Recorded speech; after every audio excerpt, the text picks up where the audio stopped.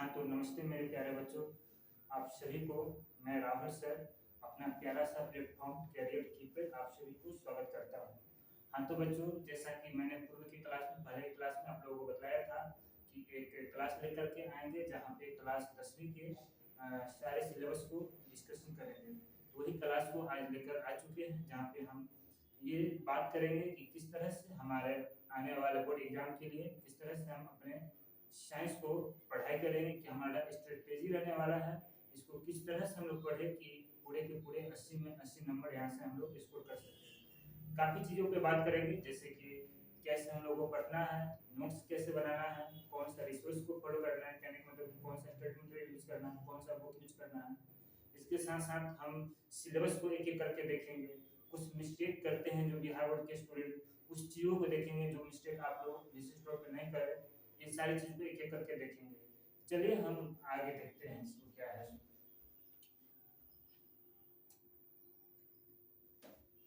बच्चों इसको स्टार्ट करने से पहले हम एक मोटिवेशन लाइन से बढ़ेंगे। देखते हैं क्या लिखा हुआ है कि सफलता 1 मिनट। सफलता कोई एक दिन में नहीं मिलती, यह रोज की छोटी-छोटी मेहनत का परिणाम होती है।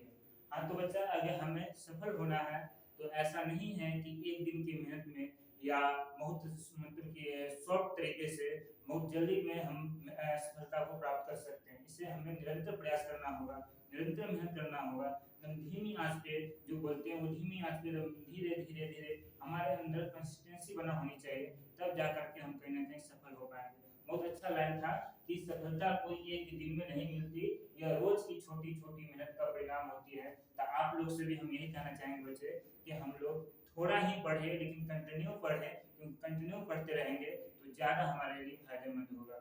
चलिए आगे देखते हैं क्या है सो। आगे देखिए बच्चों, इसमें हम बात करेंगे कि आज हम कौन-कौन से टॉपिक को इसमें इस वीडियो में कवर करने वाले हैं। तो आप जैसा कि पहले देख रहे होंगे कि सिलेबस डिस्कशन करेंगे हम लोग कि आखिर हमें पूरे के पूरे क्लास 10वीं की साइंस में कौन से चैप्टर को पढ़ना है, किस चैप्टर से कितना मार्क्स आते हैं हमारे एग्जाम में, कौन सा चैप्टर इम्पोर्टेंट है, किस मतलब कौन सा चैप्टर से कितना ज़्यादा मात्रा में अगर क्वेश्चन पूछा जाता है तो उसको कितना ज़्यादा टाइम देना चाहिए, ये सारी चीज़ों को देखेंगे। इसके आगे हम लोग देखेंगे कि हमारा एग्जाम पैटर्न क्या होने वाला है। एग्जाम पैटर्न के बारे में भी हम लोग चर्चा करेंगे बच्चों।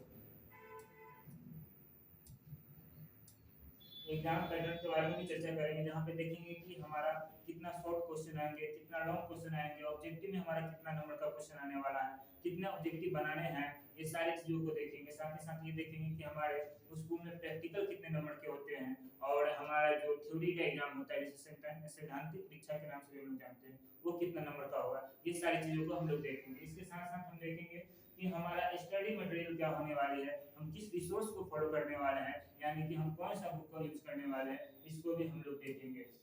इसके साथ बच्चे हम देखेंगे कि हमारे बिहार बोर्ड के विशेष तौर पे कुछ स्टूडेंट बहुत सारे मिस्टेक करते हैं, वो कौन सा कॉमन मिस्टेक है जो कि आप लोगों को नहीं करना है, ताकि आप अगले आने वाले एग्जाम में अच्छा से अच्छा प्रदर्शन कर सकें।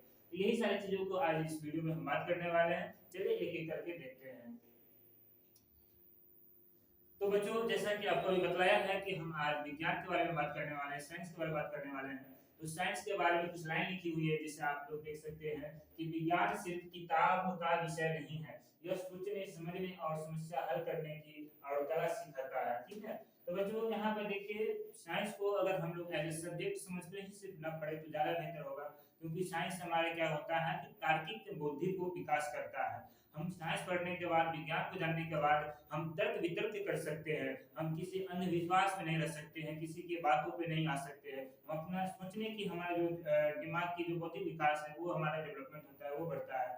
ऐसा बहुतों बार देखते होंगे, साइंस को हमेशा सब्जेक्ट के रूप में रट्टा मार के नहीं पढ़ने का प्रयास करेंगे, बल्कि हम ये कोशिश करेंगे कि साइंस को कैसे से कैसे समझ करके इसको फील कर करके पढ़ेंगे। आप कई जगहों पर देखते होंगे कि साइंस का यूज़ करते हैं, लेकिन लोग उसे अंधविश्वास के रूप में चमत्कार समझते हैं। जैसे कि आप कई जगहों पर देखे होंगे जैसे गाय का गोबर का जो उपला होता है जिसे हम लोग गाँव में गोईठा के नाम से जानते हैं, उस साधु महात्मा या जैसे हम लोग गाँव में भगत जी भी बोलते हैं, वो देखिएगा 2 गोईठा को ऐसे पकड़ करके उसमें से आग निकाल देते हैं, जैसे हम लोग चमत्कार मान लेते हैं, वास्तव में वो चमत्कार नहीं है, आपका साइंस है। ऐसा अनेकों एग्जाम्पल है। आप कई बार सड़कों पे देख रहे होंगे, एक छोटी सी बच्ची एक रस्सी पे पूरा के पूरा उस पे चल रही है, तो वो भी उसके पीछे भी आपका साइंस है। ऐसे अनेकों प्रश्न हमारे सामने उठते हैं जिसे हम लोग चमत्कार या जादू मानते हैं, वो बल्कि वो जादू नहीं होकर के साइंस उसके पीछे काम करती है।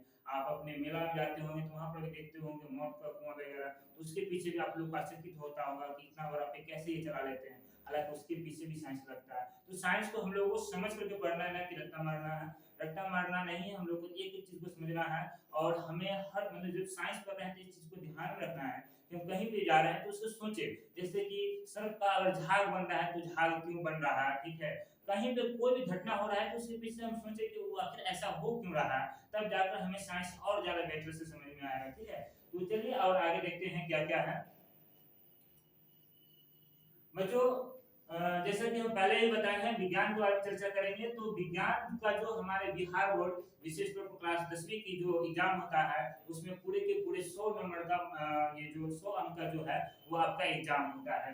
टोटल अगर बात करें तो हम टोटल आपका जो है 100 नंबर का आपका यहाँ पे एग्जाम होने वाला है। 100 नंबर में जो है आपका 80 नंबर का जो एग्जाम होगा आपका मतलब कि थ्योरी का पेपर होता है, जो कि आपका हॉल में होता है, एग्जाम हॉल में होता है, एग्जाम सेंटर पे होता है। और जो 20 नंबर का जो हमारा एग्जाम होता है, जिसे हम लोग प्रैक्टिकल या प्रायोगिक परीक्षा के नाम से जानते हैं, ये आपके स्कूल में होने वाला है।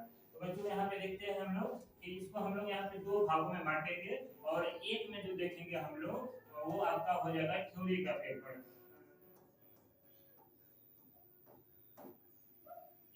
बच्चों एक थ्योरी का पेपर हो जाएगा जो कि 80 नंबर का एग्जाम होता है आपका, ये आपके एग्जाम सेंटर पे होंगे, जहाँ पे आपका एग्जाम सेंटर पड़ेंगे। और इसके बाद जो होता है वो आपका प्रैक्टिकल का होता है बच्चों। प्रैक्टिकल का एग्जाम जो होगा ये आपका लगभग 20 नंबर का एग्जाम, लगभग नहीं 20 नंबर का ही होता है, टोटल होता है हम लोगों को 100 नंबर, जहाँ पे 80 नंबर आपका थ्योरी हो गया और प्रैक्टिकल जो हो गया वो आपका 20 नंबर का हो गया, जिसे हम लोग प्रायोगिक परीक्षा के नाम से भी जानते हैं। और ये जो आपका हो गया जिसे सैद्धांतिक परीक्षा के नाम से भी जानते हैं, ये आपके एग्जाम सेंटर पे होंगे, और ये आप जो होगा प्रैक्टिकल का जो एग्जाम होगा आपके स्कूल में होंगे। तो चलिए आगे देखते हैं क्या है। हाँ बच्चों, अब आगे देखेंगे कि विज्ञान को जो हमें क्लास 10वीं में पढ़नी है, पूरा का पूरा विज्ञान आपको पूरा एक बार साइंस आता है, लेकिन इस साइंस को हम लोग यहाँ पर जो पढ़ेंगे वो 3 भाग में बांट करके पढ़ेंगे। हालांकि आप अगर एनसीईआरटी का बुक लेते हैं तो आपको एक ही बुक मिलेगा, एक ही बुक में सारे चैप्टर रहेंगे, उसी में आपका फिजिक्स केमिस्ट्री बायोलॉजी तीनों सब्जेक्ट रहेंगे। लेकिन आप भारतीय वगैरह का बुक लेते हैं तो वहाँ पे आपको अलग अलग बुक मिलेंगे। तो यहाँ पे इसे हम लोग 3 भागों में बांट देते हैं।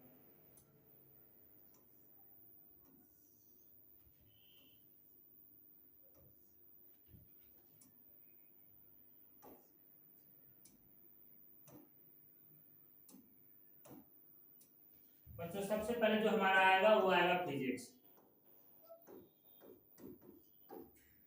सेकेंड में जो आएगा वो हमारा आएगा केमिस्ट्री,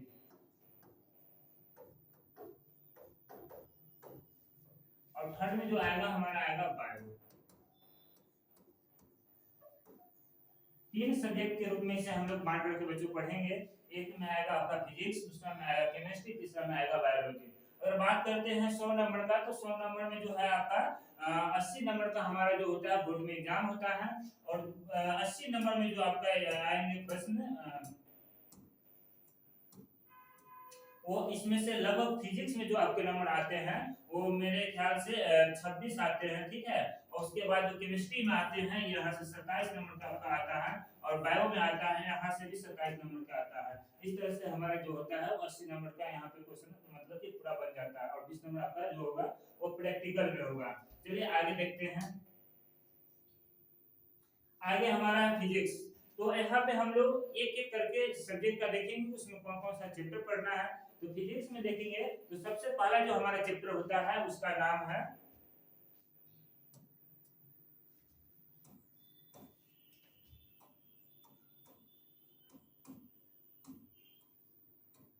प्रकाश का परावर्तन। बच्चों जो पहला चैप्टर हमारा है फिजिक्स में उसे हम लोग प्रकाश का परावर्तन के नाम से जानते हैं। और सेकेंड चैप्टर जो है वह है प्रकाश का अपवर्तन। हालांकि ये दोनों चैप्टर अगर एनसीईआरटी की बुक में देख रहे हैं तो आपको एक ही चैप्टर में मिलेगा, लेकिन भारतीय वन का जो बुक आप उसमें देखिएगा दोनों अलग अलग है।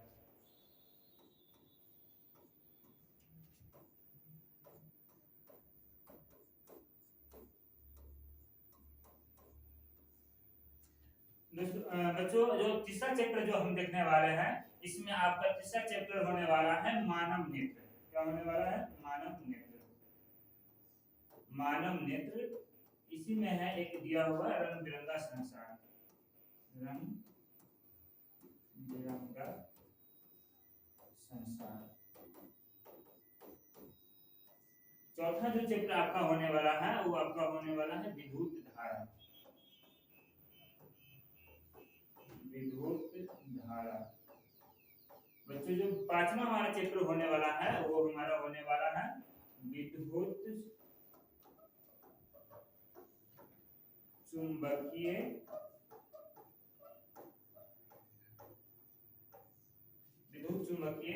प्रभाव। बच्चों जो हमारा छठा चैप्टर इसमें होने वाला है वो है ऊर्जा के स्रोत। ऊर्जा के स्रोत। और जो लास्ट चैप्टर हमारा पढ़ने वाले हम लोग इसमें वो होगा हमारा पर्यावरण। हालांकि एनसीईआरटी में ये चैप्टर लास्ट में दिया हुआ है, लेकिन हम लोग इसी में लिख लेते हैं हमारा पर्यावरण। तो बच्चों यहाँ पे हम लोग क्लास 10th के फिजिक्स के बारे में देखे। जो पहला जो चैप्टर हमारा होने वाला है वो प्रकाश का प्रवर्तन होने वाला है। सेकेंड जो चैप्टर होने वाला है वो प्रकाश का अपवर्तन होने वाला है। और तीसरा जो है हमारा मानव नेत्र, रंग बिरंगा संसार। और चौथा जो हमारा चैप्टर है वो है विद्युत धारा। और पांचवा जो चैप्टर हमारा है विद्युत चुंबकीय प्रभाव है। और उसके बाद छठा जो आता है वो ऊर्जा के स्रोत है।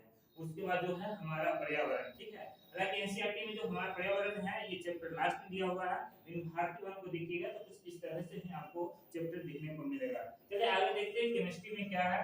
तो केमिस्ट्री में भी बच्चों हम देखते हैं फर्स्ट चैप्टर थे। तो फर्स्ट चैप्टर का जो हमारा नाम है वो है रासायनिक अभिक्रिया एवं समीकरण।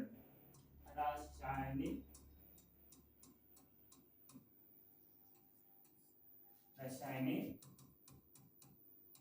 अभिक्रिया एवं समीकरण। जो दूसरा चैप्टर हम इसमें देखने वाले हैं वो हमारा है अम्ल।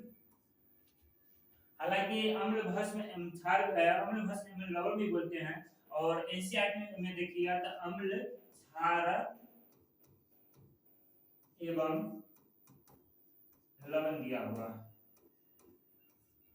तीसरा जो हमारा केमिस्ट्री में जो चैप्टर होने वाला है उसमें हम लोग बोलते हैं धातु एवं अधातु। धातु एवं अधातु। चौथा जो हमारा चैप्टर होने वाला है इसमें वो हमारा हो जाएगा तत्वों का आवर्त वर्गीकरण। तत्वों का आवर्त वर्गीकरण। आवर्त वर्गीकरण। तत्वों का आवर्त वर्गीकरण। पांचवा जो हमारा इसमें चैप्टर होने वाला है वो है प्राकृतिक संसाधनों का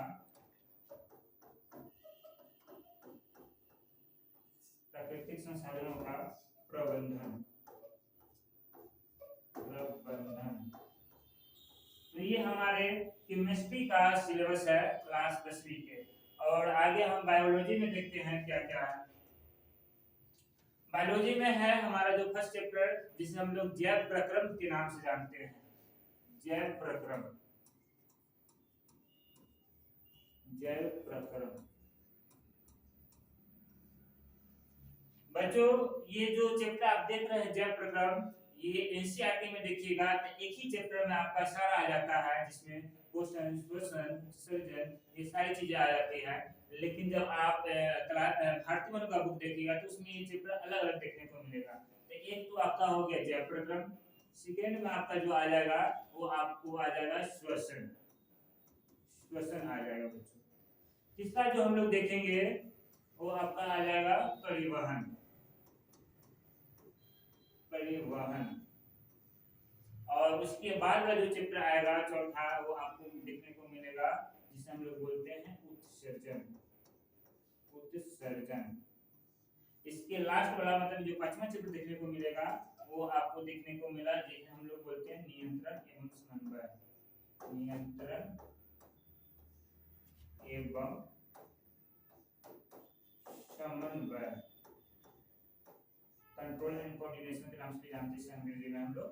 और जो छठा चैप्टर आने वाला है वो कई बुक में आपको जीवों में जन्म देखने को मिलेगा, कई चैप्टर में आपको जन्म देखने को मिलेगा, जन्म। और जो हमारा सातवां चैप्टर होने वाला है वो होने वाला है आनुवंशिकता, आनुवंशिकता, आनुवंशिकता एवं जैव विकास, एवं जैव विकास। तो ये हमारे बायो का चैप्टर है, बायोलॉजी का।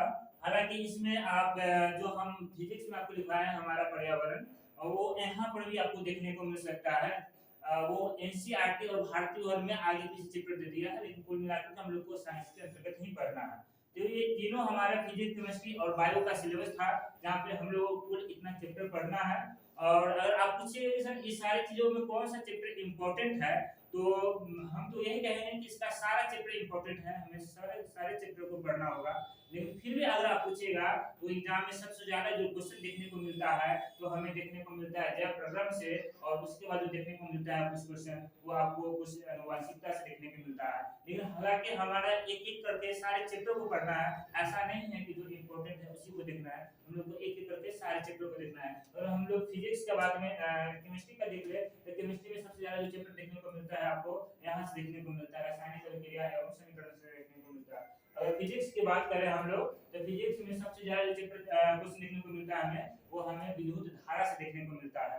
तो हालांकि ये सब है ऐसा, लेकिन हम लोग को एक एक करके पूरे चैप्टर को पढ़ना है, ऐसा नहीं है कि केवल इसी चैप्टर को पढ़ना है। ये सारी चीजें बात की जाती है जब एग्जाम नजदीक आ जाता है, हमारे पास पर्याप्त मात्रा में समय नहीं रहती है, तब जाकर इस नजरिए से हम लोग पढ़ते हैं। हमें यहाँ पे एक एक चैप्टर को इंपॉर्टेंट मान करके पढ़ना है। चलिए आगे देखते हैं क्या है बच्चों। अगर अब हम बात करेंगे एग्जाम पैटर्न के बारे में कि हमारा एग्जाम कैसे होने वाला है। हालांकि हम पहले ही बता दिए कि 20 नंबर का प्रैक्टिकल होने वाला है और यहाँ पे 80 नंबर का थ्योरी का एग्जाम होने वाला है। फिर भी हम लोग यहाँ पे देखते हैं हमारा जो एग्जाम होगा वो ऐसे तो 80 नंबर का एग्जाम होता है, लेकिन जो हमें क्वेश्चन मिलेगी वो हमें 80 गुना 160 नंबर का क्वेश्चन यानी कि डबल क्वेश्चन मिलता है। तो उसी हिसाब से देखते हैं कि कितना इसमें लॉन्ग क्वेश्चन पूछे जाएंगे, कितना इसमें शॉर्ट क्वेश्चन पूछे जाएंगे। तो सबसे पहले तो यहाँ पे हम लोग एग्जाम को बांट के देखते हैं। तो यहाँ पे हमारा जो पेपर होता है दो पेपर में बांट देते हैं। एक को जो हम लोग बोलते हैं ऑब्जेक्टिव, जिसे हम लोग वस्तुनिष्ठ प्रश्न के नाम से जानते हैं, और दूसरा होता है जिसे विषयनिष्ठ प्रश्न बोलिए या गैर वस्तुनिष्ठ प्रश्न बोलिए, इस तरह से होता है। तो पहला का हम लोग बोलते हैं वस्तुनिष्ठ प्रश्न, वस्तुनिष्ठ प्रश्न, वस्तुनिष्ठ प्रश्न। दूसरा आपका जो होने वाला है वो होगा गैर वस्तुनिष्ठ प्रश्न, गैर वस्तुनिष्ठ प्रश्न।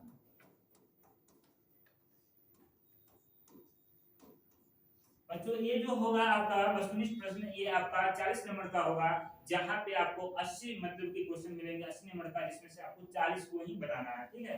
तो ये जो आपका होगा 40 का होगा, ठीक है, जहां पे आपको हर एक मतलब कि 1 नंबर के लिए इसका क्वेश्चन आता है, लेकिन आपको यहाँ पे जो मिलेंगे क्वेश्चन वो 80 मिलेंगे, लेकिन आपको बनाना कितना है 40। और ये जो होगा ये भी आपका 40 का ही होगा, ये भी आपका टोटल। हालांकि इसमें है आप लोग कभी ऐसा नहीं सोचिएगा कि आप फिजिक्स, केमिस्ट्री, बायो इस सबका अलग-अलग एग्जाम होगा। साइंस में सारी चीजों का एक ही बार एग्जाम होता है, एक ही पेपर आपको मिलेगी, उसी में सेक्शन वाइज बांटा हुआ रहेगा। तो जो टोटल तीनों मिलाकर के अगर हम देखेंगे तो 40 नंबर का ही सब्जेक्टिव होने वाला है। और ऑब्जेक्टिव जिसे वस्तुनिष्ठ प्रश्न के नाम से बोले वो आपका 40 नंबर का होगा। हालांकि आपको क्वेश्चन मिलेंगे 80, लेकिन बनाने आपको 40 ही हैं। जो रंगना है जिसे हम लोग बोलते हैं गोला भरना, वो 40 को ही भरना है। चलिए आगे देखते हैं क्या है। आगे देखना है हम लोगों को स्टडी मटेरियल के बारे में बच्चों। तो स्टडी मटेरियल करने का मतलब कि कौन सा रिसोर्स को हम लोग फॉलो करने वाले हैं। तो आपको बता दें कि हमें जो बेस मान के पढ़ना है वो एनसीईआरटी को ही हम लोग बेस मान के पढ़ेंगे।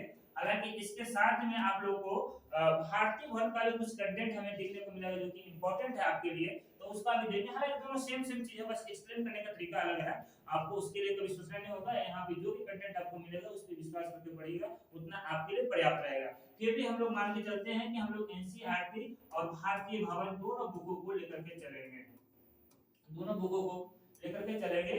इसके अलावा आपको क्या करना है, इसके अलावा आपको यहाँ पे जो हम मेरे द्वारा नोट्स प्रोवाइड करवाया जाएगा, जिसे हम लोग क्लास नोट्स के बारे में बोलते हैं, तो उसको भी आप लोग को पूरा ध्यान से पढ़ना है क्लास नोट्स को। और क्लास नोट्स के साथ साथ यहाँ पे जो भी पढ़ाया जाएगा इसको आप खुद का एक नोट बनाइएगा, क्योंकि सबसे अच्छा जो स्टडी मटेरियल हम मानते हैं वो खुद का नोट्स होता है। आप उसे अपने हिसाब से बना सकते हैं, उसके शॉर्ट्स में बना सकते हैं, लॉन्ग करके बना सकते हैं। हालांकि बेहतर नोट्स वही होता है जितना शॉर्ट्स में बनाइएगा उतना जल्दी उसको आप लोग रिवीजन कर सकते हैं। अब इसके आगे देखते हैं कि हम लोगों को क्या करना है, नोट्स कैसे बनाएं बच्चों।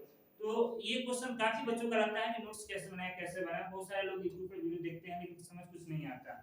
तो आपको विशेष कुछ नहीं करना है, हम तो यही बोलेंगे कि सबसे पहले यहाँ पे लेक्चर देखने से पहले एक बार क्लास जो आपके पास जो भी चैप्टर हम पढ़ाने वाले हैं उसको ऊपर पढ़ के आ जाते हैं तो ज्यादा बेहतर है। और फिर भी आपको समझ नहीं आता है तो क्लास देखने के बाद ही एक बार क्या करें कि बुक को जरूर पढ़ें, और बुक पढ़े उसके बाद जाकर के हमारे द्वारा ये जो पीडीएफ आपको प्रोवाइड करवाया जाएगा, या आप हो सकता है तो डबल क्लास को मतलब कि दोबारा फिर से देख करके उसके बाद एक एक करके आप लोग नोट्स बनाइए, ज्यादा अच्छा रहेगा।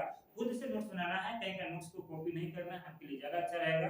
सबसे पहले तो क्या करना है कि पूरा क्लास को पूरा करना है, जो भी आपको क्लास हो रहा है उसको पूरा कंप्लीट करना है।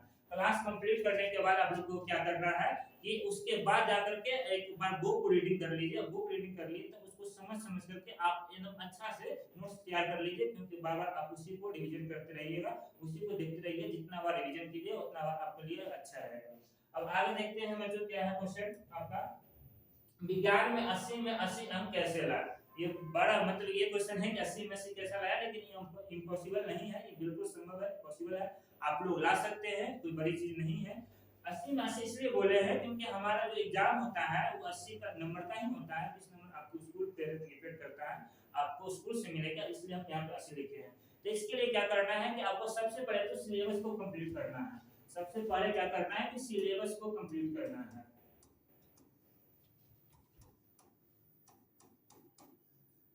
हर हाल में हम लोग को सिलेबस को कंप्लीट करना है, क्योंकि बिना सिलेबस को कंप्लीट किए हुए हम लोग ये जो हमारा टारगेट है इसको अचीव नहीं कर सकते। पहले सिलेबस को कंप्लीट कर लेना है, और एक चीज और ध्यान देना है, आपको भटकना नहीं है। आपको टीचर पे भरोसा करके कहीं से पढ़िए, एक जगह एक टीचर को मतलब कि आप फॉलो कीजिए, आपके लिए ज्यादा बेहतर होगा। उसके बाद क्या करना है कि हमें नोट्स को बार बार रिवीजन करना है, ठीक है। नोट्स बना लेने के बाद जो सेकंड काम हमको करना है रिवीजन बार बार करना है। जितना मैक्सिमम बार रिवीजन कीजिएगा आपके लिए उतना ज्यादा फायदेमंद होने वाला है। और रिवीजन के साथ साथ जो हमारा तीसरा काम करना है, जो कि हम शुरू से नहीं करते हैं बच्चों, शुरू से हम जो नहीं करते हैं इसको हमें हर हाल में करना है, पीवाईक्यू को प्रैक्टिस, ठीक है। कारण कि हम लोग पढ़ तो लेते हैं लेकिन पीवाईक्यू को यानी कि प्रीवियस ईयर का जो क्वेश्चन है वो प्रैक्टिस नहीं कर पाते हैं। कई बार होता है कि हम टॉपिक बेस में पढ़ा रहे हैं, लेकिन जब आपका एग्जाम होगा वहां पे क्वेश्चन बेस में पूछा जाता है, लैंग्वेज में पूछा जाता है, वहां पे आप लोग क्या होते हैं कि थोड़ा कंफ्यूजन हो जाती है, ठीक है। अब क्वेश्चन हमेशा लैंग्वेज चेंज कर करके पूछ रहता है, आप इसके कारण क्या होता है कि टॉपिक को जानते हुए भी उस क्वेश्चन को सॉल्व नहीं कर पाते हैं। इसलिए आप लोग को ज्यादा से ज्यादा क्या करना है कि सिलेबस कंप्लीट होने के बाद रिवीजन उसको करते रहना है।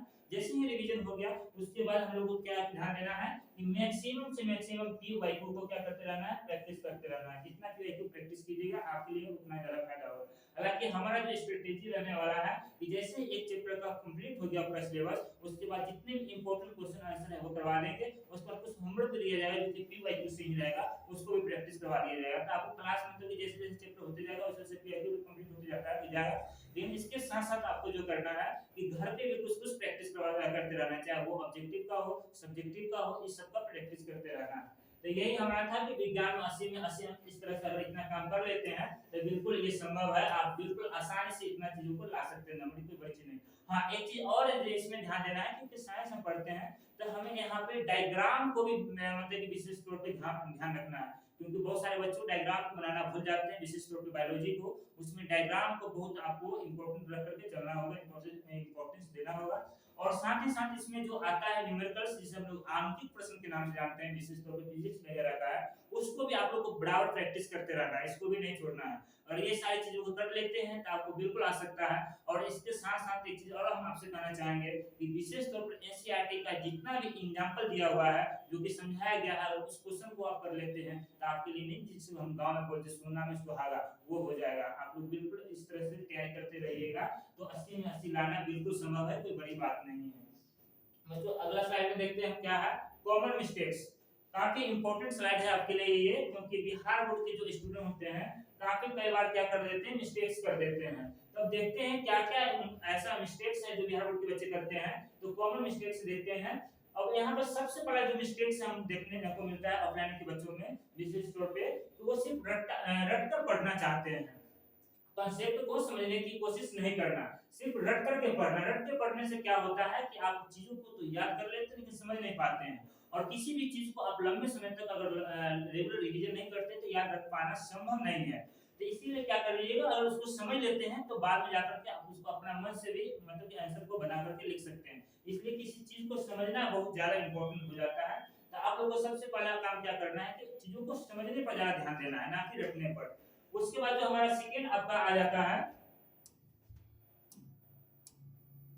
सेकंड हमारा जो है एनसीईआरटी और बिहार बोर्ड किताब को लाइन बाय लाइन न पढ़ना और सीधे गाइड पर निर्भर रहना। ये बच्चों द्वारा गलती मतलब बहुत ज्यादा मात्रा में गलती की जाती है कि हम लोग मतलब ये सोच रहे हैं कहीं से कोई नोट्स मिल जाए, कहीं से कोई बुक मिल जाए, उसी को रट ले एग्जाम दे दे। नहीं, बिल्कुल साइंस में इस अप्रोच को बिल्कुल नहीं अपनाना है। साइंस में क्या करना है कि एनसीईआरटी हो या कोई भी बुक हो, आप किसी भी सब्जेक्ट को पढ़ रहे हैं, बुक पढ़ना बहुत इंपॉर्टेंट है आपके लिए, क्योंकि आप बुक पढ़ते हैं तो उसकी लैंग्वेज को पहचानते हैं, लैंग्वेज को सीखते हैं, आपका वोकैब बढ़ता है, बहुत सारे फायदा होता है हमें बुक पढ़ने से। तो हमें क्या करना है, और मतलब कि अगर निश्चित रूप से अगर क्लास को देखने के बाद बुक पढ़ते हैं तो 100% हम बोल सकते हैं कि आपको बुक भी समझ में आएगा।